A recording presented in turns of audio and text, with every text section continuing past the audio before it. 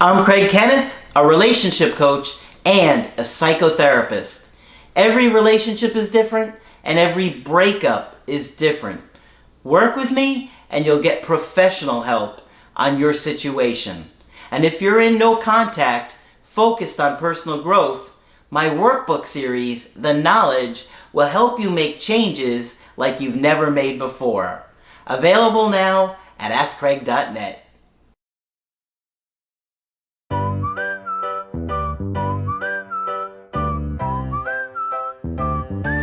Hi there, I'm Coach Craig Kenneth. I'm Coach Margaret. And today we're going to be talking about it's hard to be anxious. Well, Margaret, It's terrible to be anxious. it sure can be. Yeah. Most of you guys are dealing with anxiety going through your breakup, and many of you have been dealing with anxiety your entire life. And many of you didn't even know you were anxious until you came across our channel. It's really eye-opening. We hear that very often. Right? It's incredibly eye-opening how many of you guys just lived your life and were completely oblivious to how anxiety had been impacting it. And it was only after my breakup with the Applebee's girl that I really realized how much anxiety that I had and how it was impacting my relationships too. So I would have a lot of those aha moments that you guys have. Fortunately, I have 750 videos, I think, for you guys to just sit down and watch over and over and over. I didn't have that. No, you only had me an hour a week. Exactly. Sometimes more. Sometimes more. And so I had to really, it took me a long time to figure these things out and share them with you because it was going through the process. You know, my mom had a lot of anxiety. Absolutely. And so I knew she had anxiety because her anxiety was higher than mine. And there's one thing that I think that most people don't think of, but we know when another person is anxious Right. if their anxiety is higher than ours is. Yeah, right. But we don't know if people are anxious if their anxiety level is lower. You're right. We think everybody feels that way. Yeah. Yeah, and when we see something that's higher than ours, we say, oh, that's terrible. Yeah, exactly. Right. So anxiety has a massive impact on who we are and what we do in our relationships. Right. And it's really hard to deal with it, and it's not easy to change, you know. That's why we're always focused on, you know, helping you guys gain insight, the personal growth. That's why I did workbooks. You sit down and you write them, and you have to think about things. Right. You know, I really work you guys on those things. You know, you have to really think about your past and your history and who you are. Oh, it's not for the faint of heart. No. It's gutsy. But it feels good when you figure it out. Right. Right? Could you give us your handy-dandy explanation of evolution and anxiety? I think you do it better than I. Okay. Well, you've probably heard me say this before, but I really think that anxiety is hardwired into us to keep us alive. Okay? When we're small, we don't toddle away from our parents too far because we know unconsciously that if we go too far, we could die. Right? We wander too far away, we could get eaten by some kind of wild animal or pterodactyl or... Or the guy in the next door cave. Who Exactly. knows? Yeah, some cannibal. Yeah. But so the anxiety is there to keep us safe. And so when we wander away, anxiety is like is an alarm system, goes off in our body, says go back, go back, go back. You're Better in danger. better be careful. You're in danger. And many of us, when we're kids, have that anxiety alarm go off so often and so frequently that I think it just gets like broken. It gets stuck at the on position. Yeah. It really does. And it's just like constantly there underlying everything. And if you don't have parents that can help self-soothe you and you can internalize them calming you down, I give the example about my son who when he was probably about 4 or 5, I always used to say to him when he'd get upset, you're okay, just I would repeat it, you're okay, and so now He's 6, but he says it. If he gets upset, he'll say it to himself. You're okay. It's okay. And you can hear him saying it to himself. Which is absolutely wonderful, and what we hope will happen for every child. But that's the beginning of how we learn to calm ourselves down. And I can remember when I was in social work school, my most impressive professor said all anxiety is separation anxiety. And I didn't know what she was talking about, but I do now. Yeah. That constant fear of being unsafe and away from our love object. The paradigm that they give is the child clinging to mom's knee and then going to explore the living room. Yeah. Okay? Getting anxious when the marbles fall down and coming back to hug her knee again and get some more emotional supplies, and then he goes ahead and goes and explores some more. So if that process went well, then we're not going to be anxious. If it didn't, and there are so many things that can go wrong, we can end up being very anxious in our relationships. Okay? Yes. Because we attach to our partners in much the same way that we do to our early figures, dad and mom. Mom in particular, just because oftentimes she's more available. Okay? And how does an anxious attachment style develop? Okay. Kids for always, little kids get upset or frightened, or they have a tummy ache, or they have all those kinds of things. They hear a noise at night. Yeah, They're scared. all kinds of stuff. Now, you become anxiously attached when your mom or whoever it is responds to you in a good way half the time. Okay? If mom responds to you in a good way, a whole lot of times, you will be secure. But if it's like sort of every other time, it's very attuned to you and very appropriate. At other times, she may not be able to respond due to her own issues, or she may do things like be all over you when she feels needy or lonely, kind of expecting you and your presence to comfort her. And babies pick that up very quickly. So it's not that people with anxious anxiety don't ever get the nurture they need. They just never know when they're going to get it or not get it, which would put you in a state of anxiety. And the other thing is, if you have an anxious caregiver, Right. Oh, Lord. they don't know how to soothe you. Right. Right? So if they're extremely anxious and they're still trying to soothe you, that still means they're very anxious. Right. And may hold on to you for ages when it's uncomfortable for you because it calms them down. Right? Yes. So all kinds of things can happen. Think about a woman with 7 children, right? With lots of little ones running around and all kinds of things happening. She may not be able to respond that way. How much energy, would she even have? How much energy can one person have? I happened to see when I was at the post office yesterday, I believe it was, that an anxious mom came out of the post office with an anxious little kid who got hit by the door that I thought mother had time to catch, so it didn't hit her. And she was very upset by the time she got out. Mother did not respond, but her older sister did. And I thought, isn't that wonderful? 3 cheers for the older sister, although it's not her job. She was no more than 9 or 10. Yeah. But at least she did it, So there are all kinds of things that can mess that up. But if you're anxious and you start to get into a relationship, you quickly realize that you're in an absolute panic state when you don't know where your partner is. Yep. Okay? And I just wanted to read you a very brief excerpt of some of the behaviors that you feel. Now this is from Attached. This is from the book Attached, which has been very useful to us. Can you see the cover? Yep. Okay. Well, my boyfriend hasn't called yet today. Is something wrong? Something must be wrong. Maybe he's angry at me. I'll invite him for a romantic dinner. What if he doesn't call back? He might not call back. He might not ever want to see me again. He does call back and eats the entire dinner very quickly. Okay? But she went through agony before. Will he answer the phone? Will he call back? Oh my God, it's been 5 hours now since he left his office. Maybe he's leaving me. No sign of him. His assistant is dismissive. Will I ever hear from him again?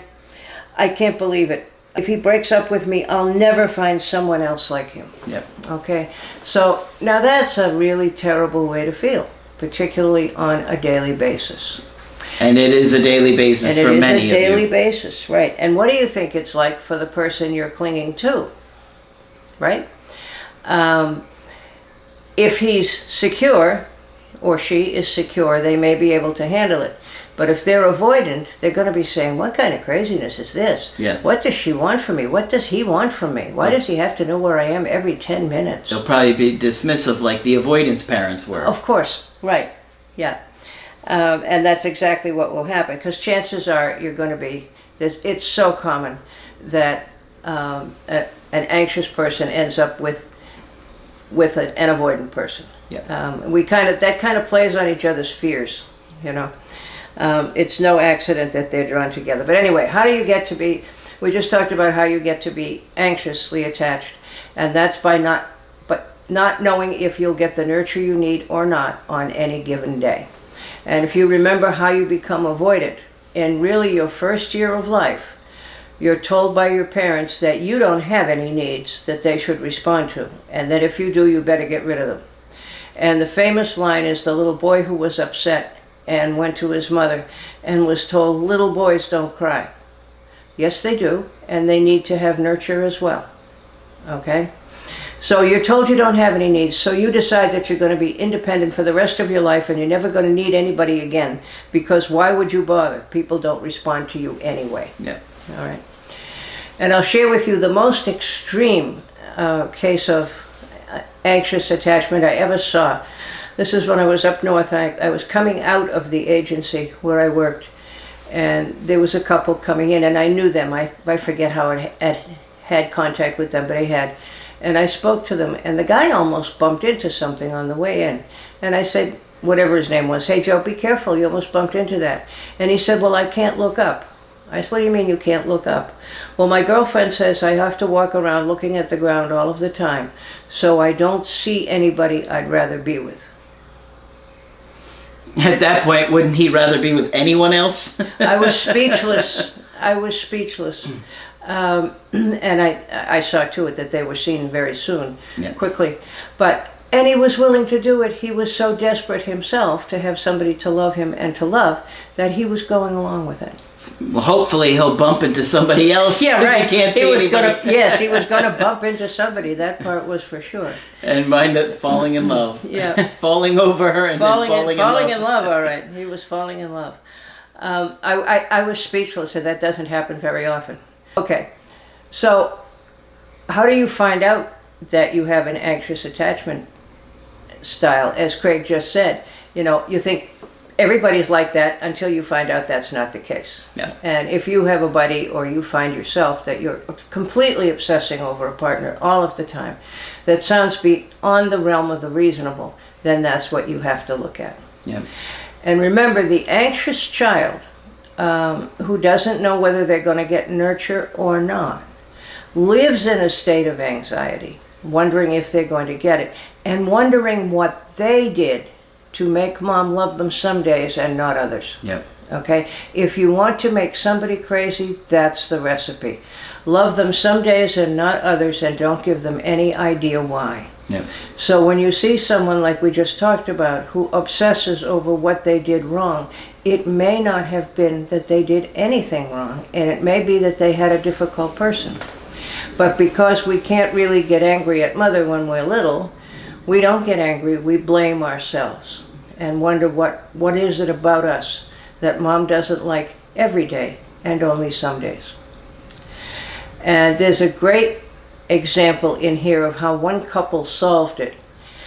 And it was a therapist involved, I think, who obviously had a brain in his or her head. The woman would be upset all day because he didn't call her or text her several times. Mm-hmm. He was a doctor in a very crazy emergency room, okay? Now, he really couldn't take time now and again to send her a sweet nothing or anything at all. But finally they reached the compromise that he wrote a standard text to her that would say, thinking of you, how are you doing, hope your day's going well. Mm-hmm. So that every couple of hours he could just press a button and she'd get the message. And believe He's alive. Yes, and believe it or not, it worked. He's alive. Yeah, that's another thing I wanted to say. You may remember And a surprising number of people do remember that. Sometimes I talk about people who had, again, a secure childhood, who can call up a picture in their head of their nurturer or their parent, whoever the important person is in their lives, to calm themselves down when they need it. Like my son. Right. Yes. Who can wonderfully say, Daddy's not here, but I know what to say. I'm going to be okay. It's okay. And he soothes himself now. And that's what we hope for, but that does not happen for everyone. And I have often wondered, and will ask more often now, when people get so panicked when they're separated from a partner, can they hold the object? Can they call up the picture, the partner's face, the sound of the partner's voice, to tide them over for their anxious moments, or even what we call a transitional object? A piece of clothing, a piece of a t-shirt, anything that you can, call up your partner when you need to soothe yourself. Okay? And that can go a long way in helping. But remember that the anxious child spends all their time wondering, why am I lovable some days and not others, and how is that my fault? One of the things I wanted to add is that a lot of you can think about it in this way. While you're going through the breakup, it's really hard, you feel a lot of anxiety, and what do? You put on our videos and it calms you down. That's right. You put on the Listen While You Sleep playlist at night, and so you hear our voices all night long. And now we have the phone cases with Margaret's picture that say Supreme Leader. That will make you laugh if nothing else. And we've got the coffee mug, and so now, and actually t-shirts too, so you can take us with you literally like a transitional object. I assure you we will have something for Craig very soon. Yes, you can take us with you, but just if we're comforting and you can take us with you, that's a wonderful thing, and that makes us very happy. Yeah. So it's not easy, and that feeling of panic, if you've ever had a panic attack, you know what that feels like. There's nothing worse. So we are certainly sympathetic, and that's what I have to say for right now. All right. So, yes, living with anxiety can be difficult. However, you can get better. Yes, you can. You can absolutely work through it and become more secure, but it takes work. It really does. It's not easy. A local therapist would help. Obviously, the videos will help. The workbooks will help. There's a lot of little things that you can do to slowly become more insightful as to what's setting you off, what's triggering it, and to calm yourself down. One of the best places to start is to stop blaming yourself for everything. And remember that anxious little kids are in a position to do nothing else other than blame themselves. Okay. We have choices. All right. Did you have anything else, or we? I think that's it for this minute. Okay. Remember to subscribe to the channel, and of course, when you want to get our help personally, just go to my website, askcraig.net. Sign up for the coaching that works for you. Margaret is available for Skype coaching. Yes, if you feel like I can be helpful to you, please contact me. Just click on Margaret on the top of the website to do that. Also, we are podcasting now on iTunes and Spotify if you're interested in listening to the podcast on the go. That's it for this video. I'm Coach Craig Kenneth. I'm Coach Margaret. And we will talk with you soon.